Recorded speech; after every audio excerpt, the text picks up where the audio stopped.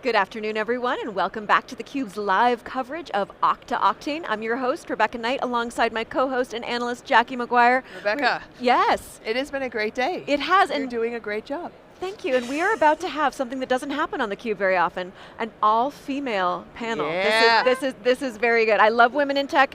Kerry Ok, she is the EVP Company Planning and Operations at Okta. Welcome, Kerry. Thank you both for having me. I'm so excited to be here. So one of the things that you've talked about before is how AI is not just changing what companies build, but also how we all work and how we all spend the majority of our time when we are doing the work that we're paid to do. From your perspective, what feels different about in organizations today in terms of AI and how it's changing this? Yeah, absolutely. I think in the first few months of AI, earlier this year, it's only been a little bit of time. Feels like 100 years. I know, it feels like it's been a couple years already, right? I think what it was a lot of copilot work, which is like, okay, I have this buddy next to me that can help me be a little faster at writing emails or get me answers quicker, and that's helpful. But I think where it is right now, and I'm leading the people side, the business transformation side of AI at Okta, it's really redefining all of our workflows, and I think that's what is game changing. So not just using AI to augment the work that you already do, the role that you already do, but really rethinking where the AI work stops and where your work starts. And it's a big change management challenge, and we're working through that at Okta, but that's where we're going to get the most value out of it. No, I love how you describe it as a change management challenge, because that's exactly what it is. It's getting people comfortable. The promise of AI is that AI is going to take away the tedious stuff, the stuff we hate doing, the boring work, what is repetitive stress for our brains, and then allow you to focus on the creative stuff, the innovative stuff. How would you describe what it takes to get employees on board with that, and maybe some challenges that you found, and opportunities too? Yeah, and we're right in the middle of this at Okta, so I will say, 3 months from now, let's see how all of it is working out, but so far so good. So I think a few things. Number one at Okta, we are really focused on using AI to accelerate growth and accelerate productivity rather than just looking at efficiency. And I think communicating that with clarity to your teams is a really important step forward, because I think when the words like efficiency get thrown out and things like that, that's when people start to get really nervous.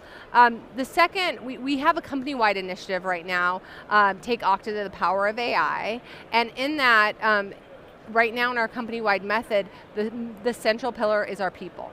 And being very direct that this is an investment in all of our teams in our workplace. And so with that pillar, we're doing lots of things. We're doing boot camps for every single employee to be able to be proficient in their skills, and it's domain specific and skill specific.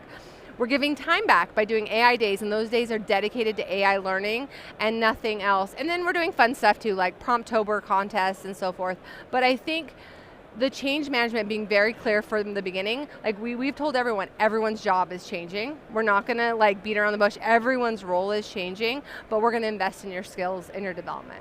I think that's really important, because when you said efficiency, I always joke it's reficiency, right? Everybody's worried that efficiency is going to turn into a reduction in force. And I went back and forth with the CEO on LinkedIn a few weeks ago, because they were saying, it's fundamentally changing it, and everybody keeps saying, these tier 1 jobs are going away, and I argue that no, they're not. They're just changing. The skills you'll be expected to have, the degree to which you understand AI and interacting with it is changing, but that's not a new headcount problem. That's an upskilling problem. That's how do you teach employees how to effectively use it so you don't have to replace them with people who know how or with agents. So I really have you found, I assume you monitor, employee satisfaction. Was that your intention when you set out? We're going to be really clear and transparent, or did you figure that out along the way as people started to feel uneasy? Yeah, we did it from the start. However, I will say we had one advantage at Okta with our AI journey, is that we didn't rush into AI as quickly as a lot of organizations did. Now, the reason behind that is probably pretty obvious. Okta is a security company, and our number one overall priority at Okta right now is our Okta Secure Identity Commitment. So we were really thoughtful, even in how we rolled out AI tools earlier this year, how we rolled things out. Because we took a pause and we weren't just like rushing immediately to like deploy everything, it gave us more thought on the change management side. And so we really talked to our teams. We asked what people were feeling, how they were feeling, and that led us to making sure that like, we're going to invest in our people. The other side of it too, that I will just say is like, we haven't been doing this for 10 years, so there's not this huge marketplace of like people you can just recruit and bring in and have all this experience. And so right now I think it's far smarter for companies to invest and upskill their teams rather than look for greener grass. So that's how we went about it. So one thing we've heard a lot about today at Oktane is that Okta is drinking its own champagne and really trying to test all of its own products in-house, because what you learn internally feeds into smarter, more secure products. Can you give an example of something that you learned in-house that has in fact had a real change into the platform? Yeah, absolutely. So I will go back to the Okta Secure Identity Commitment and I'll give you the tangible example. So I think everyone here knows about what hit the news in early September around a breach that occurred with a very common chatbot that is out there, and it impacted hundreds and hundreds of organizations. And so one of the things that we were very fortunate about is because we use our own tools, and because we put such strict rules in place with the Okta Secure Identity Commitment around any of our AI tools. We use that tool, like I will just say that, but we were not impacted by that attack. And Todd talked a little bit about that in the keynote. The reason is because we can do IP restrictions within our own technology. That made it known that even though they had taken those OAuth tokens, they could not get access because of the IP restrictions. And so that's an example of like measuring twice before you jump into how you're using agents really helps. And unfortunately, I think that was a huge wake-up call for all of the SaaS industry around. You think of like a chatbot as, oh, that's such low risk, that's such a like simple AI use case, and yet we saw the results. So that's a tangible example. Yeah, I personally had a horrible experience with a chatbot like a week ago that resulted in my poor kid not having a cell phone for a few days because I reached out to customer service and was like, hey, their screen's broken, I'd like to get it fixed. And they're like, great, we ordered a new replacement device for you. And I'm like, I didn't want to do that. So I feel like, yeah, we had this conversation with Jack Hirsch yesterday and a couple other people of like, you guys had a security incident a few years ago, and the degree to which that caused you to fundamentally shift corporate culture, which is part of what prevented you from being impacted by this new issue, is really admirable. And I wish other companies would take a lesson from that, because to your point, like I wasted 6 hours of my day trying to fix this issue because so few of the employees at this cell phone company understood what the agent had done, how it had done it, why it had done it, or how to undo it. And that's terrifying. Yeah. It's terrifying from a chatbot that like I literally just couldn't get in touch with my kid for 6 hours because they accidentally deactivated her cell phone. Oh my. And yeah, it was that bad, and it was quite eye-opening, to your point of the extent to which a chatbot can really cause chaos in one's life. Yeah, and I think right now I'm in this role, there's so much pressure to move fast with AI. There's so much pressure from boards, from CEOs, like everyone feels like they have to be going at this exponential speed, but we need to take a pause in a moment and know that the scale you get with AI is incredible, but it also multiplies your attack surface at the same scale, and we gotta balance this out. So you also have to, I think, wait to see what the economy can bear, right? And so I think we've been so used to this artificially cheap cloud computing for so long that it's like throw everything in the cloud, use agents for everything, and we've seen a number of different technologies, cloud security, like all these different things where we're like, oh yes, this could be used to do everything, but the ROI is actually here, and I think the market is still very much in the process of defining that. So I guess with that, a question, how do you think about balancing not over-investing in these things or making your employees so reliant that if an API goes down, they just can't do their jobs? Yeah, I think with AI, we have to, again, measure twice and then take the action. And I think you can really quickly get so dependent upon this. And so a few parameters we put in place.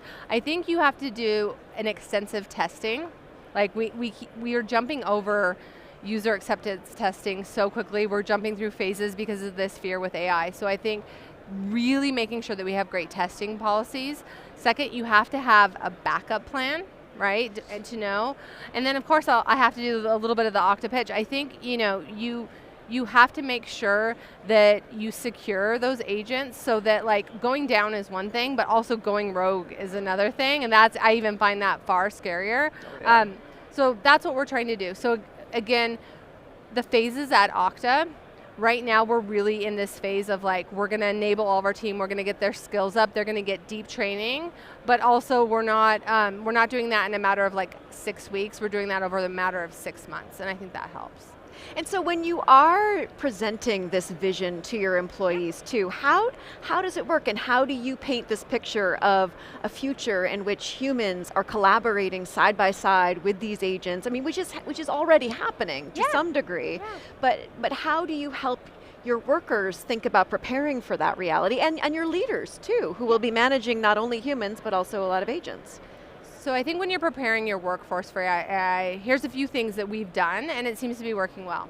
First, I think you have to be really straightforward and honest with them about the vision you have at your company. Right now I'm seeing a lot of where companies are kind of sitting on the fence of like, well, we don't want to impact jobs, but we want to use AI, and they're kind of being fickle or wishy-washy. And we just were very direct in saying, this is the future. We think this is the biggest shift since the internet, and we are absolutely all in. However, here is like where it's going to work at our company and where it's not going to work. I think the second thing is like being, like again, I said, being very clear on what the goal is and it isn't. We have this whole sheet on AI, like this is what it is and this is what it isn't, and it's around growth and all of that, not around efficiency. Mm-hmm. And then also, where does it fit in the stack ranking? And so what we made very clear is that it does not take priority over security. Security is number one, and making sure that like everyone knows the roles. And then the last is being very clear about the fact that like, but when you embrace this and you create like new workflows, new roles, new things, they're celebrated and rewarded, and we have a lot of like that woven throughout. So that's kind of the approach that we are taking of just being really clear and respectful with our teams. So what does success look like a year from now? Yeah. So success a year from now. Number one, in a broader sense beyond just Okta, it would be that AI is actually being used and not stopped because of too many attacks happening from AI. Like truly, Todd talked about this in our morning keynote today. There is a chance that we go back 10 years in security with AI because everyone is just going so fast and furious, and we've made so much headway.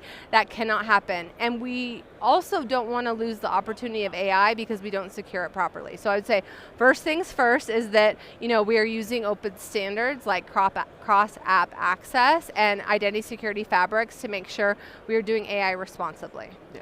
The second thing, at Okta, I want to make sure we are doing AI responsibly and ethically, right? So that we're doing this to drive innovation and growth, we are doing this sustainably, and that we are making the right decisions with AI. And then third, zooming down into Okta, I want to see that we are going, faster, we are going farther, and people are feeling very fulfilled in the work they're doing because we've automated away the boring, repetitive tasks. So I would love to see that in a year's time. Okay, so final question, if you're advising a CIO or a COO who's trying to figure out how to adopt AI safely in their organization, what's the first step you'd recommend? The first step is and whether this is happening with your CEO, or whether this is happening with your board, I would advise the CIO to have a really direct conversation about the pace that you will go at with AI and how you will balance that with security to make sure you are innovating and securing your company in the right balance. That's the most important conversation to start off with. Mic drop, I love it. Kerry, thank you so much for coming on theCUBE, a really interesting conversation. Thank you both, this was great. I'm Rebecca Knight for Jackie McGuire. Stay tuned for more of theCUBE's live coverage of Okta Oktane. You're watching theCUBE, the leader in enterprise tech news and analysis.